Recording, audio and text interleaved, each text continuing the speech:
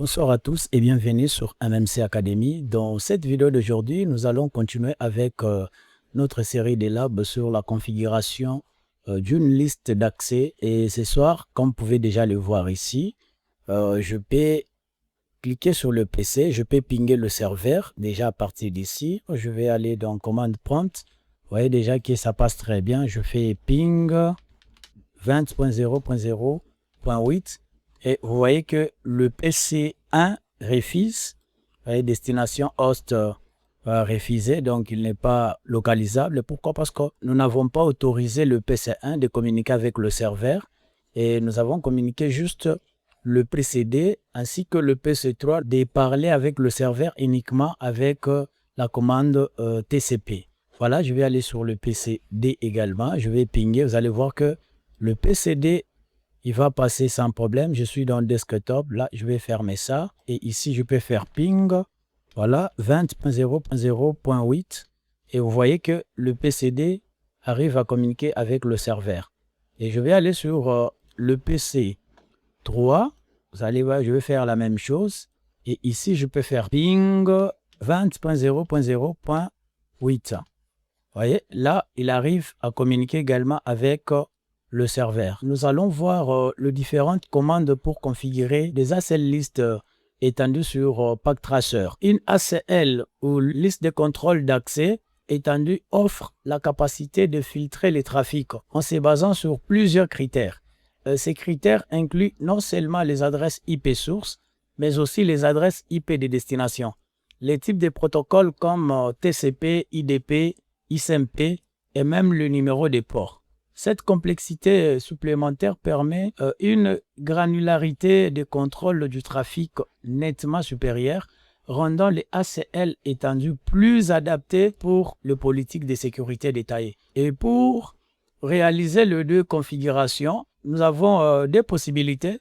Nous avons le ACL nommé et nous avons les ACL numérotés, donc numérique et nommé. Alors sans plus tarder, je vais pratiquement supprimer tout ça et recommencer autre chose. Je suis dans un device.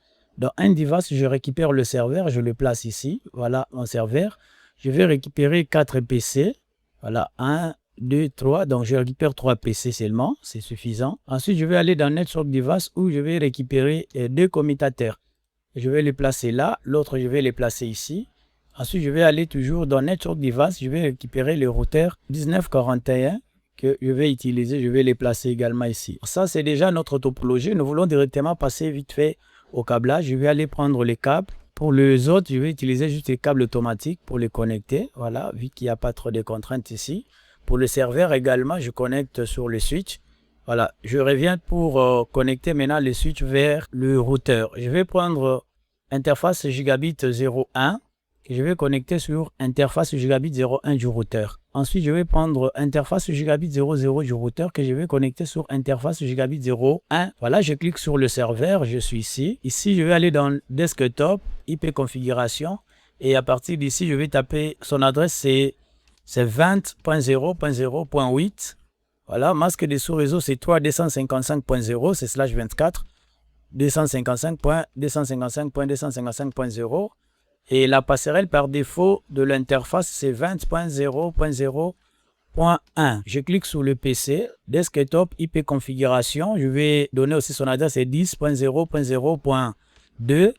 Masque de sous-réseau, c'est toujours /24, 255.255.255.0. Passerelle par défaut, c'est l'interface gigabit 01, 10.0.0.1.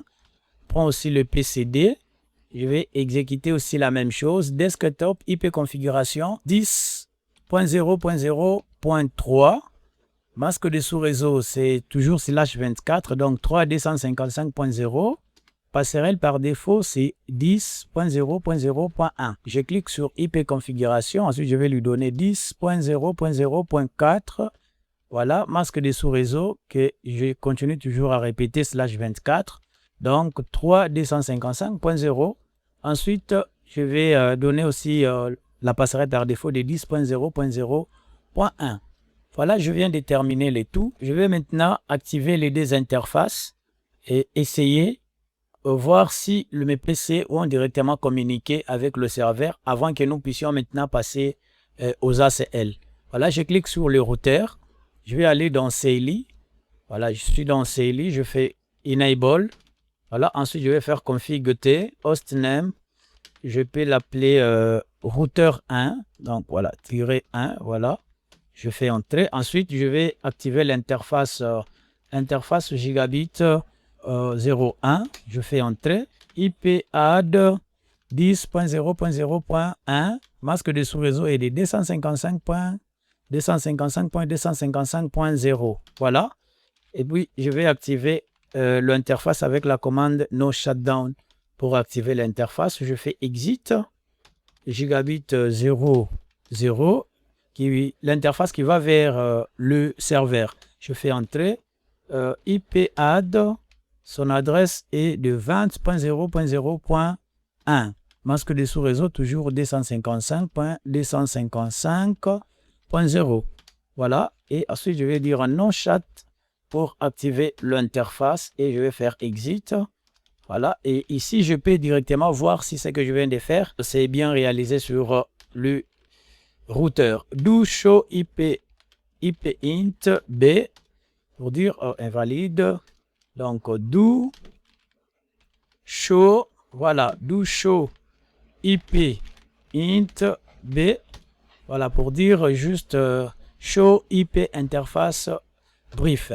Et je peux voir que les deux interfaces sont activées déjà à partir d'ici. Et comme vous pouvez déjà les voir à partir de là, je vais essayer de pinguer l'adresse du serveur via le PC1 pour voir déjà avant de passer à la configuration des ACL. Donc, je vais faire ping 20.0.0.8. Là, je patiente un moment. Ça passe sans problème. Vous voyez que là, le PC1 a la capacité d'aller communiquer avec le serveur. C'est déjà un bon signe. Je clique aussi sur le PCD. Je vais aussi faire la même chose. Commande prompt ping 20.0.0.8.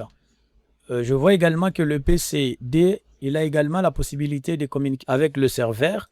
Je prends également le PC3. Je vais faire la même chose. C'est question de vérifier avant 20.0.0.8. Voilà, je peux voir que tous mes 3 PC arrivent à communiquer avec le serveur sans souci. Donc là, je me rassure que tout ce que je vais configurer avant, ça passe. Maintenant, après, nous voulons maintenant voir si ça va passer ou si ça ne va pas passer. Voilà, je vais aller sur le routeur. Je rentre maintenant sur les routeurs. À partir d'ici, je vais créer le ACL. J'avais dit que nous avons des possibilités de créer les ACL. Donc, nous avons les ACL numériques, cela veut dire numérotés, et nous avons les ACL nommés. Alors, nous allons utiliser les ACL nommés et ensuite, je vais vous montrer comment aussi créer les ACL numérotés. Voilà, je vais taper la commande IP ACL, donc Access List. Ici, je vais préciser à partir d'ici quel type d'Access List que je vais utiliser. Pour notre cas, nous allons utiliser les ACL étendus. Donc, c'est ce que nous allons utiliser aujourd'hui. Voilà, je vais dire étendu. Et ensuite, je vais donner le nom directement. Donc, le nom, je peux donner juste LAN comme nom. L'objectif est d'interdire le PC1 de ne pas communiquer avec le serveur. Donc, de ne pas pinguer le serveur. Nous allons interdire le PCD de passer les trafics HTTP sur le serveur. Et ensuite, nous allons autoriser le reste. Donc, le PC3, il sera autorisé. Nous allons juste interdire les D ici. Ici, pour interdire cela, je vais commencer par la commande deny. Donc, je vais dire deny. Suivi maintenant de protocole que je vais utiliser. Ici, je vais utiliser XMP. Donc, pour dire que j'interdis le PC1 de ne pas arriver à pinguer le serveur. Voilà. Ensuite, je vais donner les hosts. Host, c'est l'adresse du PC1. Donc, 10.0.0.d. C'est son adresse. Hot. Donc, hot, c'est 20.0.0.8. Et puis, je vais dire echo. Voilà. Je vais interdire les réseaux locaux de ne pas utiliser le trafic HTTP sur le serveur. Voilà. Je vais dire deny. Voilà, deny. Ensuite, je vais donner les protocoles. Voilà, le protocole, c'est TCP. Ensuite, je vais donner l'adresse du réseau, c'est 0010.0.0 et avec masque de sous-réseau inversé de /24, c'est 0.0.0.255. Voilà. Et ensuite, je vais préciser aussi l'host, c'est toujours le serveur, donc c'est 20.0.0.8. Voilà. Et ici, je vais préciser aussi le port qu'on va utiliser, donc EQ. EQ, c'est, je précise aussi le port, c'est port 80. Je fais Entrée. Et ensuite, je vais autoriser tout le reste du trafic. Les autres protocoles, par exemple, le HTTPS, le SSH, donc ça va passer sans problème. Voilà, je vais dire permit. Permit IP.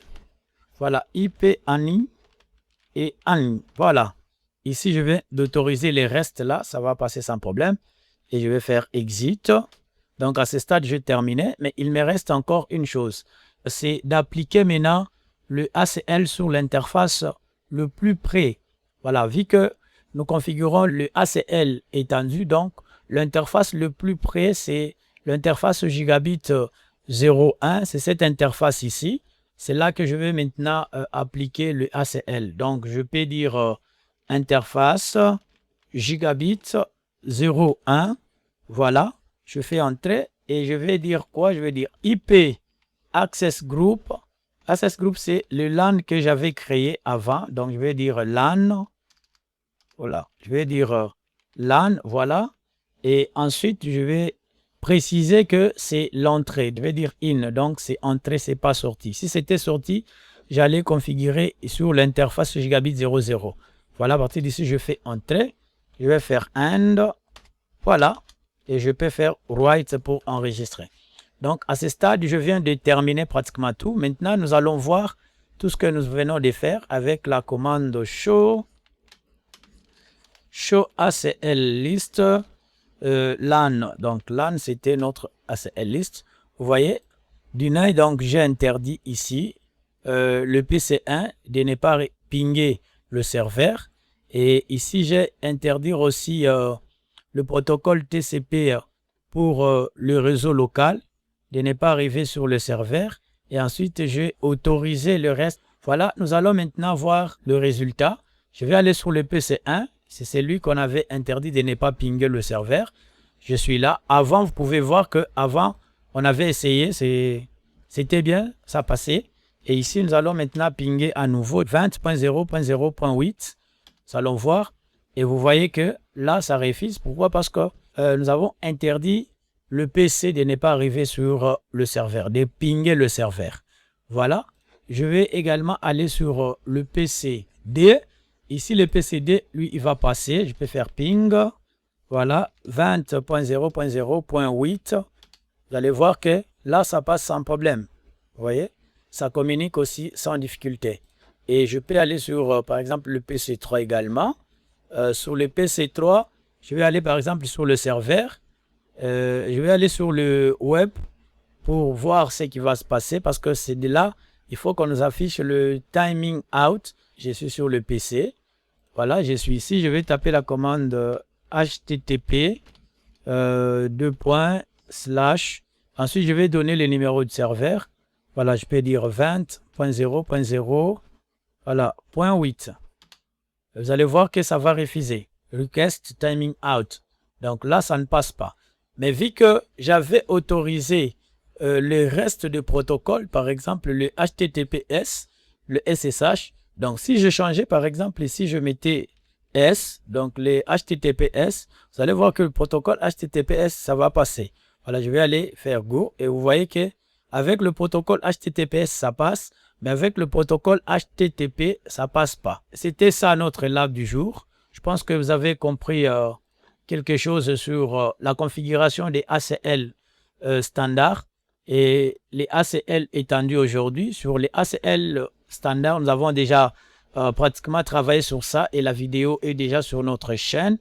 Je vous recommande d'aller encore visualiser si vous n'avez pas encore compris avant de comprendre la deuxième partie qui est la configuration des ACL étendus. Pour ceux qui cherchent à exceller sur la certification CCNA, notre chaîne TikTok Il y a pratiquement tout. C'est la ressource idéale. Nous y posons une gamme complète de cours conçus pour le CCNA. Alors n'hésitez pas à vous abonner, à liker la vidéo, à partager, surtout à l'enregistrer aussi dans vos favoris, question de regarder ça très prochainement. Quant à moi, je vous dis à tout de suite.